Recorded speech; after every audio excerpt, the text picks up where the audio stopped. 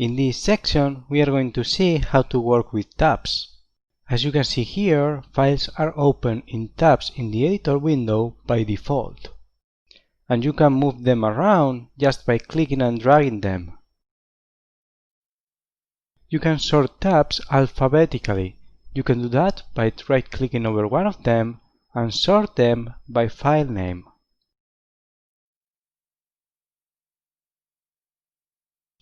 You can quickly jump from one tab to another by hitting Alt and left or right arrow. In order to close a tab, you can use the cross icon in here, or right-clicking over it and select one of the options you have available. You can close that tab, you can close other tabs, close all of them, close all but pinned. We are going to see in a minute what that means, but basically it is marking a tab. Close to the left, to the right, you name it. And we will see later, when we see splitting the editor window, that new options are going to appear. Well, we are going to close it. But what happens if you closed the wrong tab?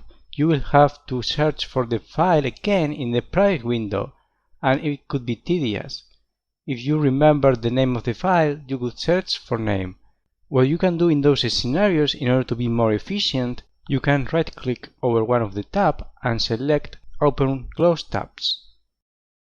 And it is going to open the tab you closed the last. We are going to see right now Pin Tabs. And as you can see here, the tab is now marked with an icon. Officially, that tab is not going to be removed when the maximum number of tabs that we can open is reached. But you can also use it to mark tabs that are important to you. The last thing we are going to see is how to open a tab in its own window, that is independent from other tabs and from the main IntelliJ window. You can do that by hitting Shift plus F4. You can use this feature to have different tabs in different physical monitors, and it is very convenient because it improves your productivity.